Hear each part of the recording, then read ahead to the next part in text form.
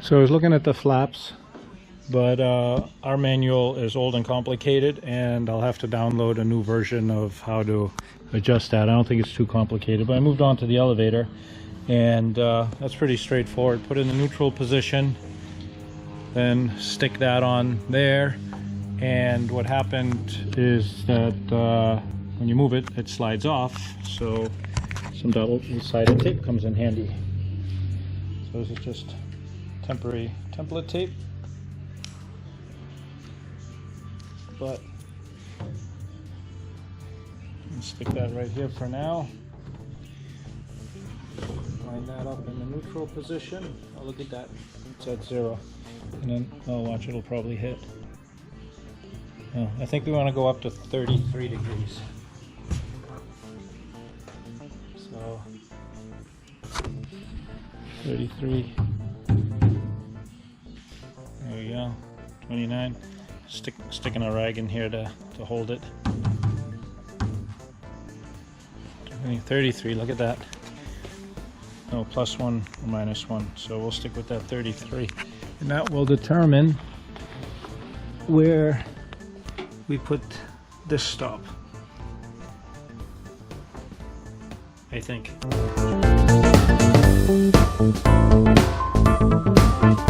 Alright, I don't know if you can see that's flashing. Oh, just flashing. Alright, so up we got 33, a little bit more because I'm pushing it, and then down we want 25.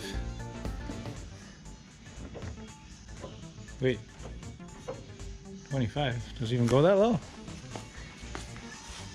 Yeah, 25. Oh, we're hitting the dash. Uh-oh. Uh-oh. Uh-oh.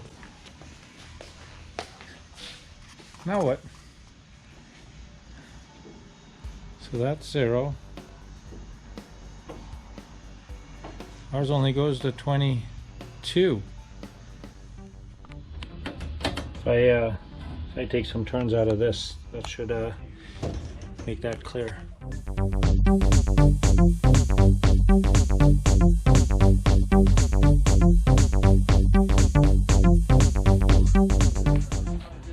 Alright, I think originally I had these in 10 turns, and I took them both apart and I made them 15 turns. 15 turns here, 15 turns there, and that well, actually I moved it in the back. So anyway, that gives me like 3/8 or maybe a little bit more clearance before it bashes into the switch guard. And back here, I had it at 124. So that's 25 exactly degrees. And yeah, like I said, gives me, you know, a little bit of leeway. So that will determine this point. How am I going to drill that? It's kind of in the way of that.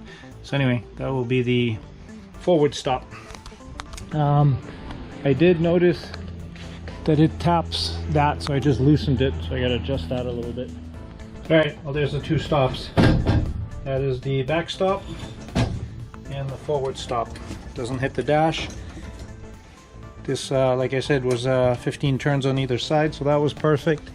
And back here, we got elevator up, 33, elevator down, there we go, 25. All right, and then back at 0.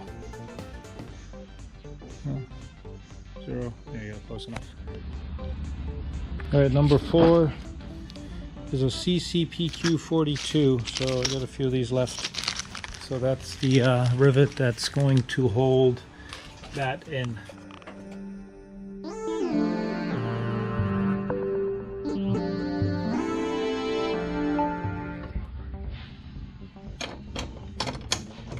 I like the simple tasks. This was a simple task. It just seemed to be so much easier than the complicated tasks. That's just my opinion. Perfect. Tighten these, put some Loctite on, or torque seal.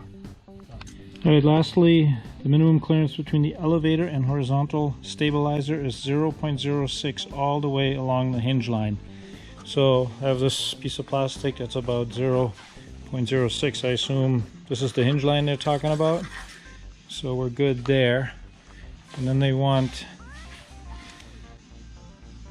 the balance horn and the horizontal stabilizer 3/16. Alright, so that is, I'm guessing there. So piece of plastic, actually that's 1/8 inch plastic, but more than enough room. So I think we're good there too. Alright, so this is literally like right at 25, but it touches that if you jam on it. So I am going to do what I always do, is modify plastic. I'll probably slice that along there. I was thinking about just moving this whole thing down, except I got the nut plates already all riveted in there, so this might be easier. Just kind of like lower this bottom piece down so there's no interference. And also read in the manual, you want to make sure that this is 0.006, and that's more than enough all the way around. So I think the elevator, other than modifying that tail cone closeout, is rigged. Yay! Oh yeah, and I made this more aerodynamic too. They used to be like square, so this way looks fast, goes fast. Not sure how far I'm going to get with the rudder. Remove tail wheel chain from tail wheel. Check. Verify neutral position of rudder with rudder pedals neutral visual. So I just grabbed the board with a straight edge, kind of hammered it across all the rudders. I guess that's going to be straight. Then you're supposed to change the hole in which the multi-hole tang on the forward cable bolts to the blah blah blah blah tension adjustments. Alright, so I think I already did that because the cables are in the range, and then you gotta tighten that bolt on the firewall. But let's see where we're at. It's supposed to be 15 to 20, so we'll use this guy again. Alright, so I'm supposed to measure it under the seat. And we're barely hitting 15, so yeah, see how much room I got left on this guy here. I'll tighten that up a little bit.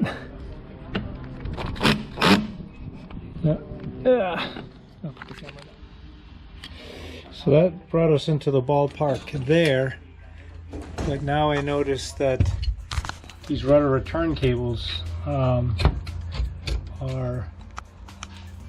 even tighter. They're like 25, over 25. So I'm not sure if I need to move these tangs up one. I'll try and figure out the math on that.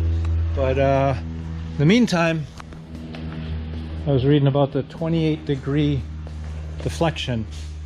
So digital protractor does up and down. I don't know how you do it sideways. So I had a piece of cardboard that's kind of square.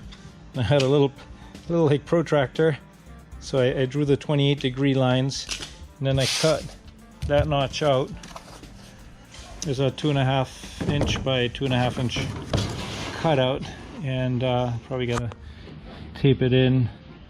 You know, find the center line here with the rivets. But I think you need two people to stomp on the rudder to so I gotta take a look at that.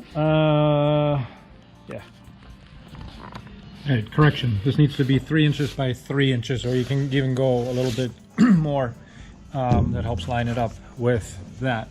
So I have the starting point of this with the pivot point of that, and getting a little bit less than 28 degrees, and that's because it's hitting the stop inside there. So now you can see that that stop there.